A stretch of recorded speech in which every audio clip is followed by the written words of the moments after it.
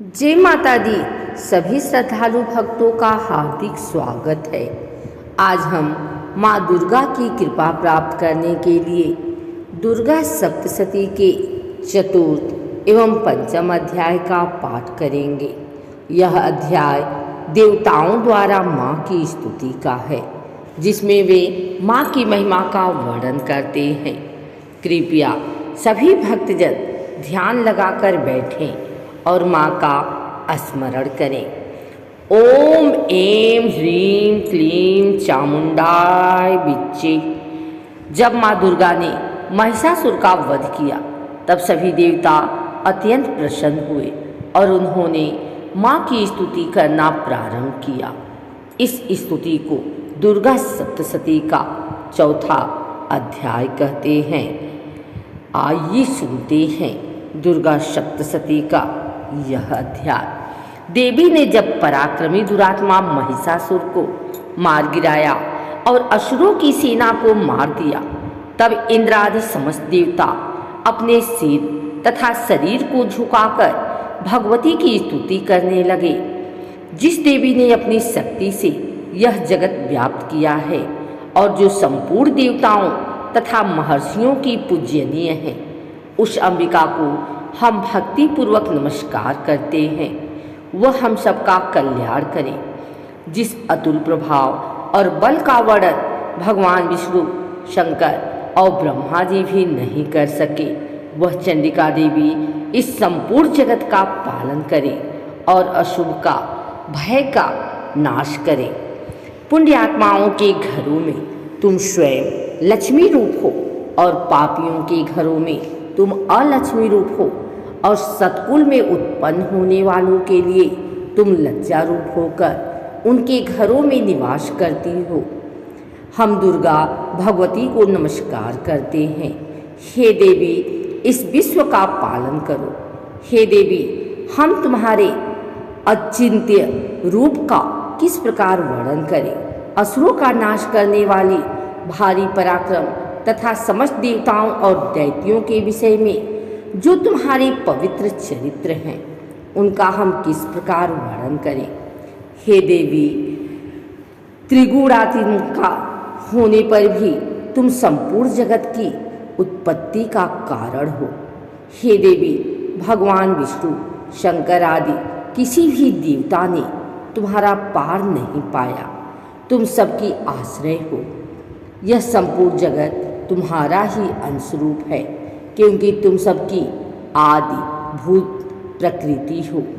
हे देवी, तुम्हारे जिस नाम के उच्चारण से संपूर्ण यज्ञों में सब देवता तृप्ति लाभ करते हैं, वह स्वाहा तुम ही हो। इसके अतिरिक्त तुम पितरों की तृप्ति का कारण हो, इसलिए सब आपको स्वधा कहते हैं। हे देवी, वह विद्या जो मोक्ष को देने वाली है, जो अचिंत्य महाज्ञान स्वरूपा है, तत्वों के सार को वश में करने वाले, संपूर्ण दोषों को दूर करने वाले, मोक्ष की इच्छा वाले मुनिजन जिसका अभ्यास करते हैं, वह तुम ही हो। तुम वाणी रूप हो और दोष रहित ऋग तथा यजुर्वेदों की एवं उद्गीत और सुंदर पदों के पाठ वाले सामवेद की आश्रय रूप हो। तुम भगवती हो। इस विश्व की उत्पत्ति एवं पालन के लिए तुम वार्ता के रूप में प्रकट हुई हो, और तुम संपूर्ण संसार की पीड़ा हरने वाली हो। हे देवी, जिससे सारे शास्त्रों को जाना जाता है, वह मेध शक्ति तुम ही हो, और दुर्गम भवसागर से पार करने वाली नौका भी तुम ही हो। लक्ष्मी रूप से विष्णु भगवान के हृदय में निवास करने वाली और भगवान महादेव द्वारा सम्मानित गौरी देवी तुम ही हो। मंद मुस्कान वाले निर्मल पूर्णचंद बिंब के समान और उत्तम सुवर्ण की मनोहर कांति से कामनीय तुम्हारे मुख को देखकर भी महिषासुर क्रोध में भर गया। यह बड़े आश्चर्य की बात है। और हे देवी, तुम्हारा यही मुख जब क्रोध से भर गया तो उदय काल के चंद्रमा की भांति लाल हो गया और तनी हुई भौहों के कारण विकराल रूप हो गया। उसे देखकर भी महिषासुर के शीघ्र प्राण नहीं निकल गए। यह बड़े आश्चर्य की बात है। आपके कुपित मुख के दर्शन करके भला कौन जीवित रह सकता है। हे देवी, तुम हमारे कल्याण के लिए प्रसन्न हो। आपके प्रसन्न होने से इस जगत का अभ्युदय होता है, और जब आप क्रुद्ध हो जाती हैं तो कितने ही कुलों का सर्वनाश हो जाता है। यह हमने अभी अभी जाना है कि जब तुमने महिषासुर की बहुत बड़ी सेना को देखते ही देखते मार दिया है। हे देवी, सदा अभ्युदय देने वाली तुम जिस पर प्रसन्न हो जाती हो वही देश से सम्मानित होते हैं। उनके धन यश की वृद्धि होती है, उनका धर्म कभी शिथिल नहीं होता है, और उनके यहाँ अधिक पुत्र पुत्रियाँ और नौकर होते हैं। हे देवी, तुम्हारी कृपा से ही धर्मात्मा पुरुष प्रतिदिन श्रद्धापूर्वक यज्ञ करता है और धर्मानुकूल आचरण करता है, और उसके प्रभाव से स्वर्गलोक में जाता है, क्योंकि तुम तीनों लोकों में मनवांछित फल देने वाली हो। हे माँ दुर्गे, तुम स्मरण करने पर संपूर्ण जीवों के भय नष्ट कर देती हो, और स्थिर चित्त वालों के द्वारा चिंतन करने पर उन्हें और अत्यंत मंगल देती हो। हे दारिद्र मुख नाशनी देवी, तुम्हारे सिवा दूसरा कौन है। तुम्हारा चित्त सदा दूसरों के उपकार में लगा रहता है। हे देवी, तुम शत्रुओं को इसलिए मारती हो कि उनके मारने से दूसरों को सुख मिलता है। वह चाहे नरक में जाने के लिए चिरकाल तक पाप करते रहे हों, किंतु तुम्हारे साथ युद्ध करके सीधे स्वर्ग को जाएं, इसीलिए तुम उनका वध करती हो। हे देवी, क्या तुम दृष्टिपात मात्र से समस्त असुरों को भस्म नहीं कर सकती? अवश्य ही कर सकती हो, किंतु तुम्हारा शत्रुओं को शस्त्रों के द्वारा मारना इसलिए है कि शस्त्रों के द्वारा मारकर वे स्वर्ग को जावें। इस तरह से हे देवी, उन शत्रुओं के प्रति भी तुम्हारा विचार उत्तम है।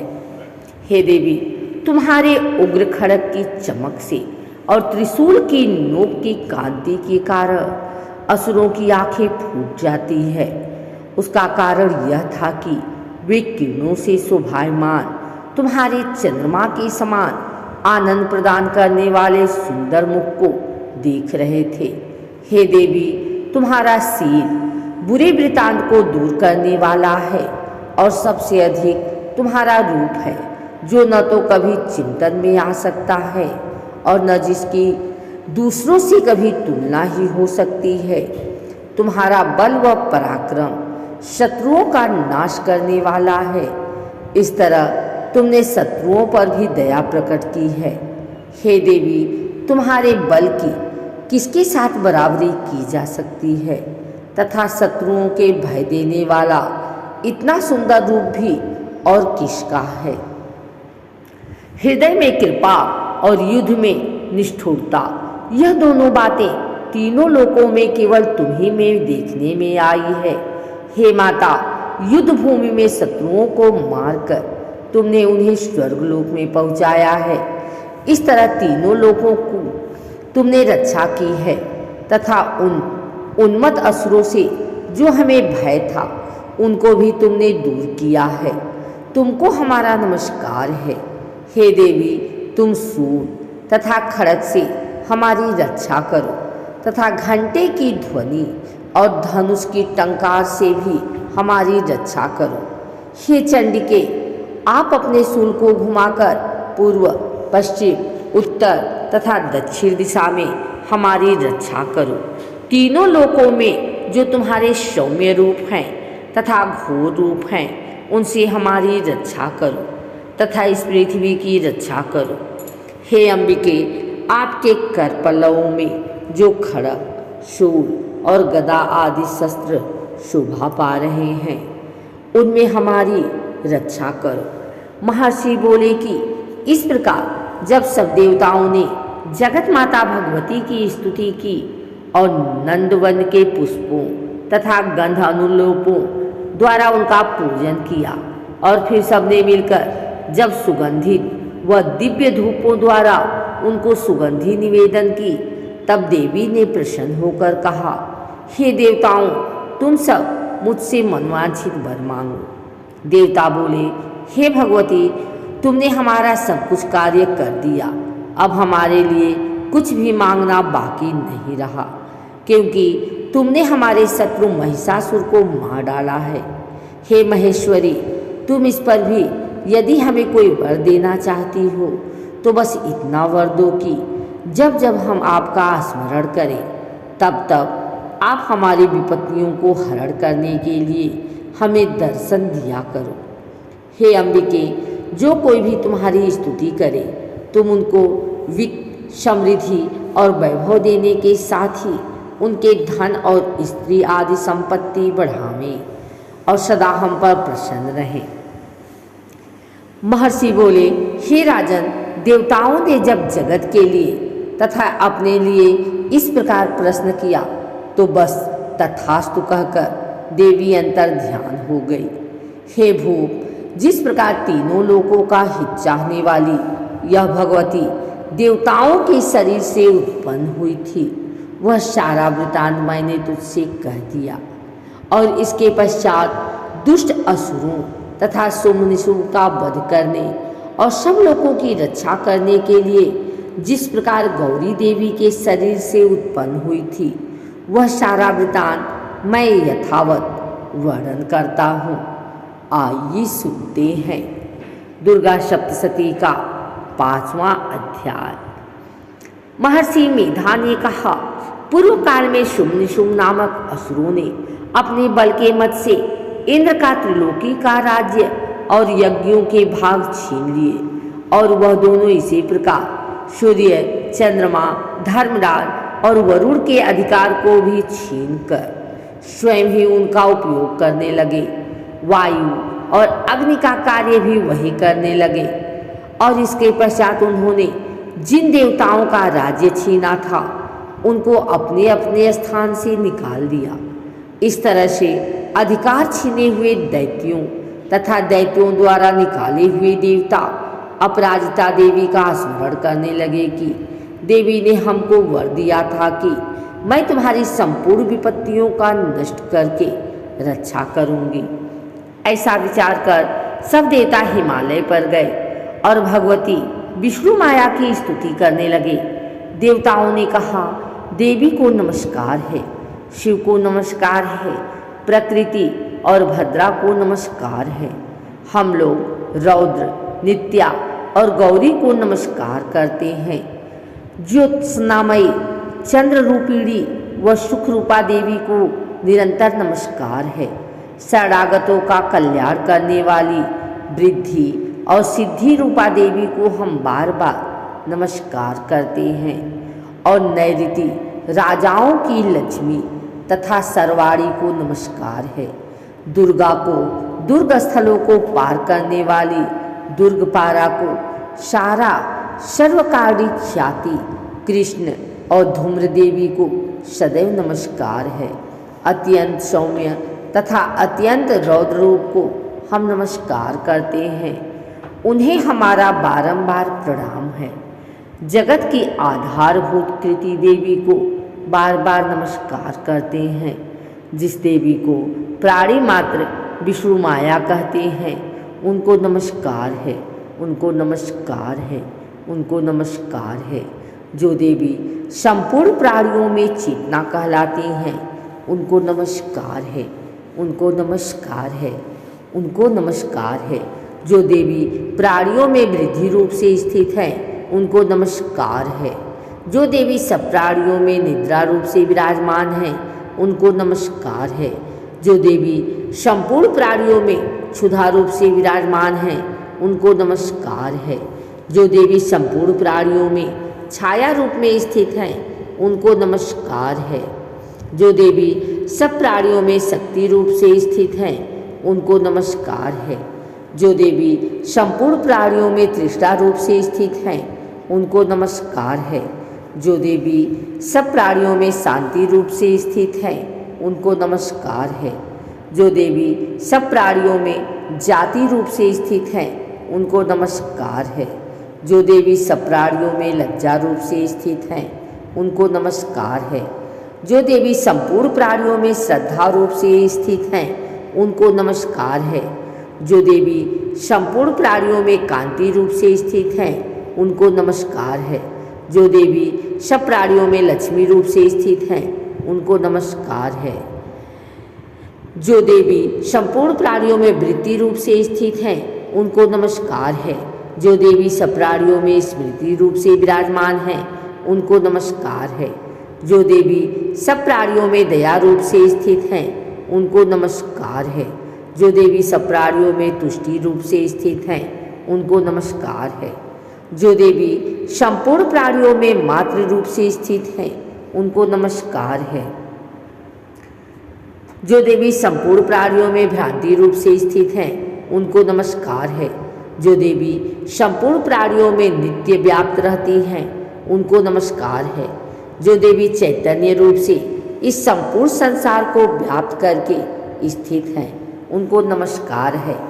पूर्व काल में देवताओं ने अपने अभीष्ट फल पाने के लिए जिसकी स्तुति की है और देवराज इंद्र ने बहुत दिनों तक जिनका सेवन किया है, वह कल्याण की साधनाभूत ईश्वरी हमारा कल्याण और मंगल करे तथा सारी विपत्तियों को नष्ट कर डालें। असुरों के सताए हुए हम संपूर्ण देवता उस परमेश्वरी को इस समय नमस्कार करते हैं तथा जो भक्ति पूर्वक स्मरण किए जाने पर तुरंत ही सब विपत्तियों को नष्ट कर देती हैं, वह जगदम्बा इस समय भी हमारा मंगल करे, हमारी समस्त विपत्तियों को दूर करे। महर्षि मेधा ने कहा, हे राजन, इस प्रकार जब देवता स्तुति कर रहे थे तो उसी समय पार्वती देवी गंगा में स्नान करने के लिए आई। तब उनके शरीर से प्रकट होकर शिवा देवी बोली, शुंभ दैत्य के द्वारा स्वर्ग से निकाले हुए और निशुंभ से हारे हुए यह देवता मेरी स्तुति कर रहे हैं। पार्वती के शरीर से अंबिका निकली थी, इसलिए उनको संपूर्ण लोक में कौशिकी कहते हैं। कौशिकी के प्रकट होने के पश्चात पार्वती देवी का शरीर का रंग काला हो गया और वह हिमालय पर रहने वाली कालिका देवी के नाम से प्रसिद्ध हुई।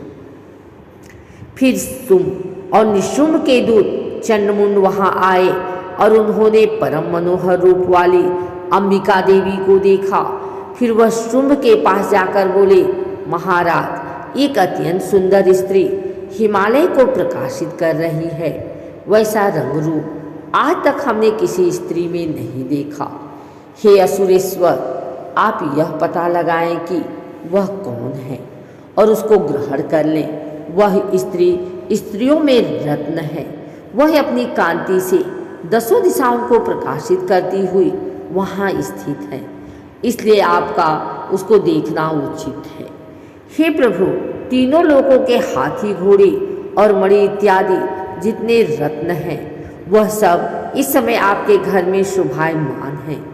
हाथियों में रत्न रूप ऐरावत हाथी और उच्चैश्रवा नामक घोड़ा तो आप इंद्र से ले आए हैं। हंसों द्वारा जुटा हुआ विमान जो कि ब्रह्मा के पास था, अब भी आपके पास है। और यह महापद नामक खजाना आपने कुबेर से छीना है।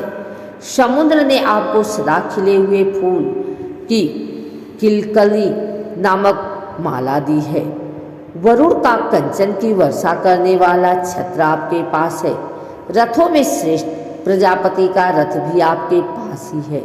हे दैतेंद्र, मृत्यु से उत्क्रांतिका नामक शक्ति भी आपने छीन ली है और वरुण का पास भी आपके भ्राता निशुंभ के अधिकार में है। और जो अग्नि में न जल सके ऐसे 2 वस्त्र भी अग्निदेव ने आपको दिए हैं। हे दैत्यराज, इस प्रकार सारी रत्न रूपी वस्तुएं आप संग्रह कर चुके हैं, तो फिर आप यह कल्याणकारी स्त्रियों में रत्न रूप अनुपम स्त्री आप क्यों नहीं ग्रहण करते? महर्षि मेधा बोले, चंडमुंड का यह वचन सुनकर शुंभ ने विचारा कि सुग्रीव को अपना दूत बनाकर देवी के पास भेजा जाए। प्रथम उसको सब कुछ समझा दिया और कहा कि वहाँ जाकर तुम उसको अच्छी तरह से समझाना और ऐसे उपाय करना जिससे वह प्रसन्न होकर तुरंत मेरे पास चली आए। भली प्रकार समझाकर कहना। दूत सुग्रीव पर्वत के उस रमणीय भाग में पहुंचा जहाँ देवी रहती थी। दूत ने कहा, हे देवी, दैत्यों का राजा सोम, जो इस समय तीनों लोकों का स्वामी है, मैं उसका दूत हूँ और यहाँ तुम्हारे पास आया हूँ। संपूर्ण देवता उसकी आज्ञा एक स्वर में मानते हैं। अब जो कुछ उसने कहला भेजा है वह सुनो। उसने कहा है, इस समय संपूर्ण त्रिलोकी मेरे वश में है और संपूर्ण यज्ञों के भाग को पृथक पृथक मैं ही लेता हूँ और तीनों लोकों में जितने श्रेष्ठ रत्न हैं वह सब मेरे पास है। देवराज इंद्र का वाहन ऐरावत मेरे पास है जो मैंने छीन लिया है। उच्चैश्रवा नामक घोड़ा जो क्षीर सागर मंथन करने से प्रकट हुआ था उसे देवताओं ने मुझे समर्पित किया है। हे सुंदरी, इनके अतिरिक्त और भी जो रत्नभूषण पदार्थ देवताओं के पास थे वह सब मेरे पास है। हे देवी, मैं तुम्हें संसार की स्त्रियों में रत्न मानता हूँ क्योंकि रत्नों का उपभोग करने वाला मैं ही हूँ। हे चंचल कटाओं वाली सुंदरी, अब यह मैं तुझ पर छोड़ता हूँ कि तू मेरे या मेरे भाई महापराक्रमी निशुम्भ की सेवा में आ जाए। यदि तू मुझे वरेगी तो तुझे अतुल महान ऐश्वर्य की प्राप्ति होगी। अतः तुम अपनी बुद्धि से यह विचार कर मेरे पास चली आओ। महर्षि मेधा ने कहा, दूत के ऐसा कहने पर संपूर्ण जगत का कल्याण करने वाली भगवती दुर्गा मन ही मन मुस्कुराई और इस प्रकार कहने लगी। देवी ने कहा, हे दूत, तू जो कुछ कह रहा है वह सत्य है और इसमें किंचित मात्र भी झूठ नहीं है। शुंभ इस समय तीनों लोगों का स्वामी है और निशुम्भ भी उसी की तरह पराक्रमी है, किंतु इसके संबंध में मैं जो प्रतिज्ञा कर चुकी हूँ उसे मैं कैसे झुठला सकती हूँ। अतः तू मैंने जो प्रतिज्ञा की है उसे सुन। जो मुझे युद्ध में जीत लेगा और मेरे अभिमान को खंडित करेगा तथा बल में मेरी समान होगा वही मेरा स्वामी होगा। इसलिए शुंभ अथवा निशुम्भ यहाँ आवे और युद्ध में जीतकर मुझसे विवाह कर ले। इसमें भला देर की क्या आवश्यकता है। दूत ने कहा, हे देवी, तुम अभिमान में भरी हुई हो, मेरे सामने तुम ऐसी बात न करो। इस त्रिलोकी में मुझे तो ऐसा कोई दिखाई नहीं देता जो कि शुंभ और निशुम्भ के सामने ठहर सके। हे देवी, जब अन्य देवताओं में से कोई शुंभ व निशुम्भ के समान युद्ध में ठहर नहीं सकता तो तुम जैसी स्त्री उनके सामने रणभूमि में ठहर सकेगी। जिन शुंभ आदि असुरों के सामने इंद्र आदि देवता नहीं ठहर सके तो फिर तुम अकेली स्त्री उनके सामने कैसे ठहर सकोगी। अतः तुम मेरा कहना मानकर उनके पास चली जाओ, नहीं तो जब वह तुम्हें केस पकड़कर घसीटते हुए ले जाएंगे तो तुम्हारा गौरव नष्ट हो जाएगा। इसलिए मेरी बात मान लो। देवी ने कहा, जो कुछ तुमने कहा ठीक है। शुंभ और निशुम्भ बड़े बलवान हैं, लेकिन मैं क्या कर सकती हूँ क्योंकि मैं बिना विचारे प्रतिज्ञा कर चुकी हूँ। इसलिए तुम जाओ और मैंने जो कुछ भी कहा है वह सब आदरपूर्वक और सुरेंद्र से कह दो। इसके पश्चात जो वह उचित समझे करें।